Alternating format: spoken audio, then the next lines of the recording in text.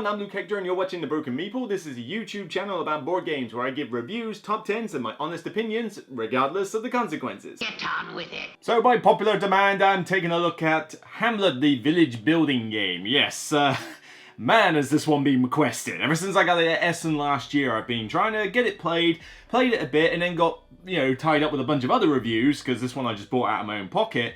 And then everybody was saying, when are you going to review Hamlet? Where's the review of Hamlet? And it's like, okay, I'll get it done, alright? So, finally I can do a quick draw review on it. So in Hamlet, you are basically building a cathedral, which is the common theme for pretty much any building game these days, but it's done on a communal map in the middle of the table, which is made up of various tiles of all sorts of weird shapes, from hexagons to rhombuses to diamonds to multi-hexes to some shapes I'm not even sure what on earth that's supposed to be. It's kind of a mixture of the two, but essentially what happens is you have several of these at the start of the game, and then you will be able to acquire more tiles and build the map as you go along. But what players are doing is that some of these places like quarries and woodcutters are being populated with resources that players can move their Meeple workers along in order to trigger actions based on the tile. The idea being that in order to build more tiles, you're going to need some resources, but in order to sell to the market, you're going to want some resources as well for more points.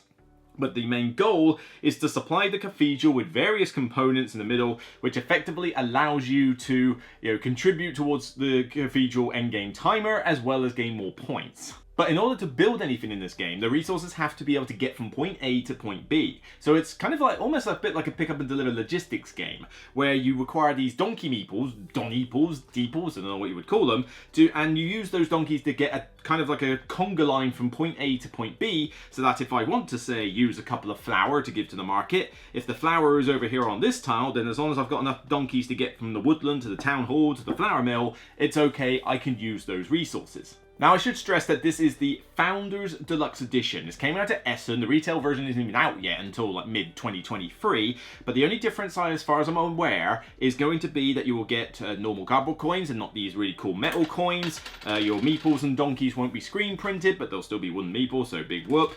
And I believe that's it. Oh yeah, no, you get this 3D cathedral, which is already falling apart. We'll get on to components and stuff a little bit later, but that's pretty much the main difference. You're going to get the same gameplay content in retail as you do Kickstarter.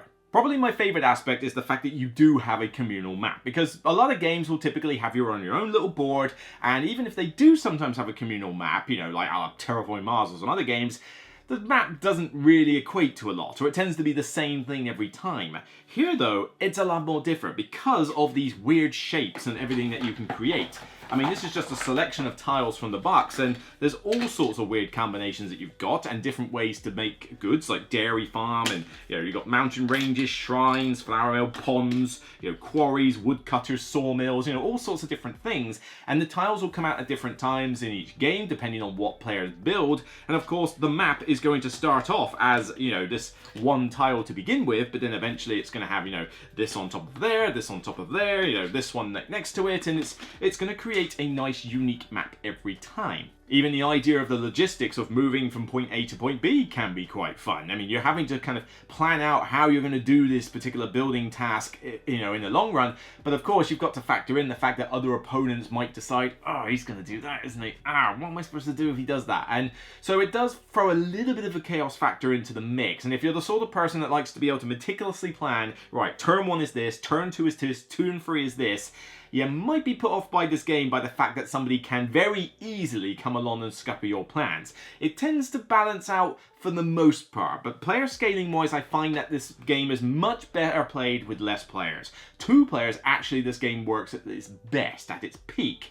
3 and 4, it's diminishing returns, and honestly, I don't think I would ever want to play this with 4 again. Not just because the game length is elongated, because the fact that it's based on when a player wants to end the game, and the only person who wants to end the game is the one who's in the lead, it kind of does make the game pretty long. But in 4 players, you regularly end up with situations where 2 players or 2 or 3 players do the actions that they want to do, and the person who's left has nothing to do. And I had one game where I swear 4 times in a row, right, one player goes, right, I'm going to spend the resources and do this. Next player comes along and goes, right, I'm going to replenish the resources on this bit and I'll get money.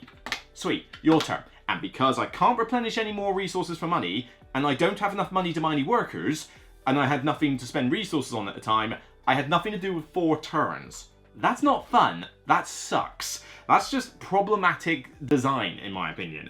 And this can happen a lot with more players. Now, in 2 player, it's not so bad, because usually there's at least one thing you can do with 2 players, so you don't end up with that problem. But with 3 and 4, there's usually 1, maybe 2 players that are getting hosed on a regular basis because things are happening. And with 4 of you, the chaos factor is ramped up to 10 because of the fact that 3 other players are messing around with this map at the same time you are. So honestly, at 2 players, this works best. But you can play it solo, thanks to David Turksey. You essentially have a bunch of action tokens underneath this little board and some priority markers of red, yellow, and green colour in a little cup nearby, which you've got to provide yourself. And the idea is that you draw the markers, and depending on what colour you pick, it does the action. So naturally, the red one is going to get done more often than the yellow and the green, and then the tokens move around, and it's essentially a little priority thing. Now, kudos, especially for Turksey designs, this doesn't have a 2-page long flowchart to understand what the various actions are and things like that. This is the solo rulebook, and it's literally just 3 pages. It's not a lot of rules, and some of that is just about the adjustment of the difficulty and overview and setup. So there's not a huge amount of overhead to learn, and that makes for a good, fun solo game. I would say that the solo mode is probably second best to play this. Play it 2-player, then solo, then 3, then 4. But there is one critical problem I do have with the solo mode. In order to keep this thing going, you have to basically keep adjusting these priority tokens every time the opponent takes a turn. And you do a lot of turns back and forth, so this is going to happen a lot. You're going to be adjusting these a lot. And by the time you've done it for the 64 trillionth time, I hate you now. It really does become a bit of a chore. If this becomes an app integration, if someone does a third-party app for this solo mode, I think this would be brilliant. Paths to victory are pretty plentiful. I mean, you've got some milestones that you can aim for, where you have like most sales in the market, and being the first to be able to, generate wood or bricks or milk, and therefore you make high-quality resources which can generate more points. But then there's a bunch of these little tiles like ponds, more points if they're connected by a path. Mountain ranges, points for connecting the mountains, and forests do the same thing. So there's quite a few different ways that you can score in a game. It's not just about completing the cathedral. That is certainly one way of going about it. If you've managed to collect a bunch of these scoring tiles and make good use of them with your flags, then you can score a decent amount of points by various means in this game, and I like the fact that it does have that variety.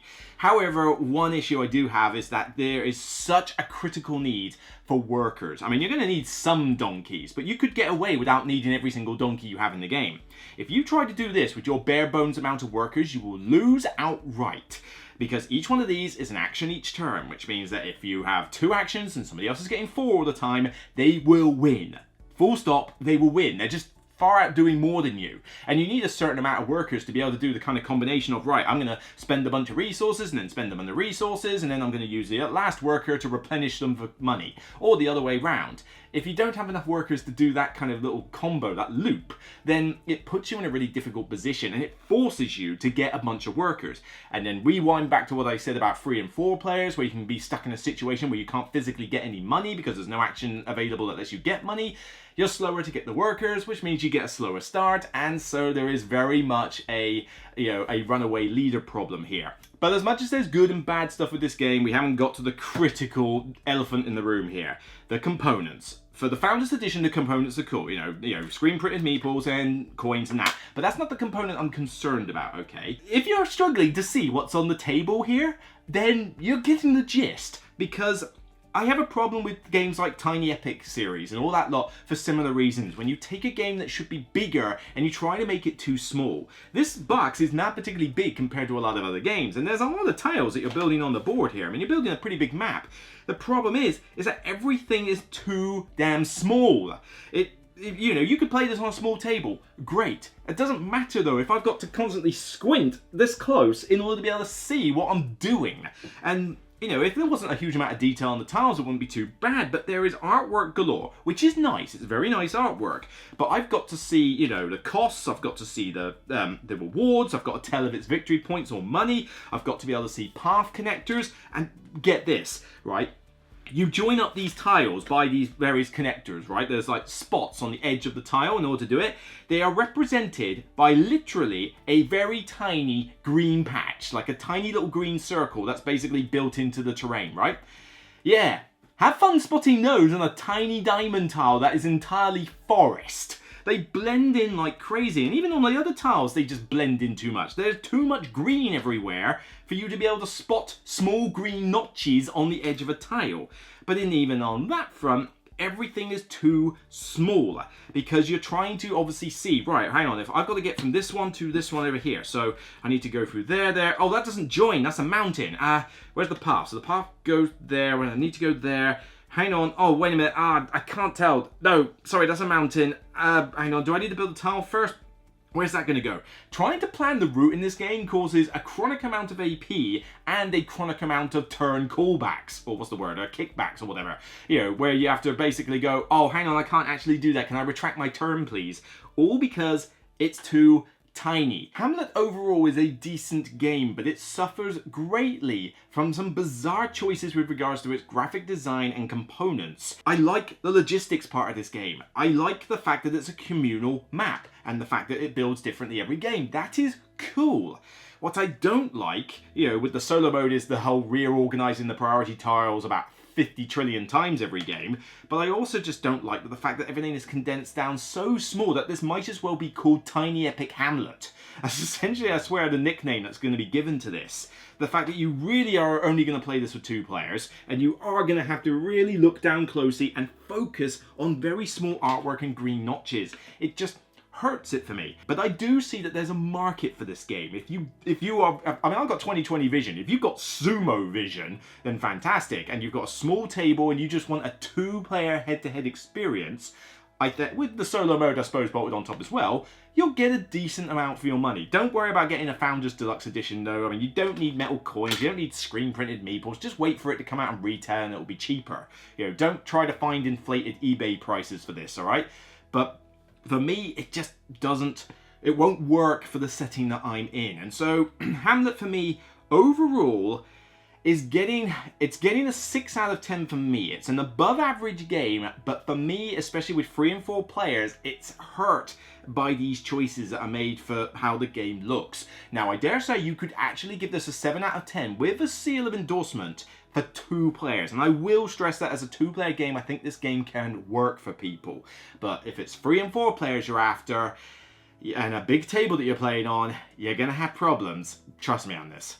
So that's it for me on this episode of The Broken Meeple. If you like what you see, please thumb it up on YouTube and on Board Game Geek. Leave some comments down below. What are your thoughts on this game? What are your thoughts on the Founders Edition, the Normal Edition? What are your thoughts on the whole graphic design and the Zumo Tiny Epic Hamlet feel? I'd be interested to know what you have to say. Until next time, check out more content on the channel, including the recent top 10 list I did for 2-player casual games that you can play both as a couple or otherwise. Take care, and remember as always, it's only a game, regardless of whether you can see it or not.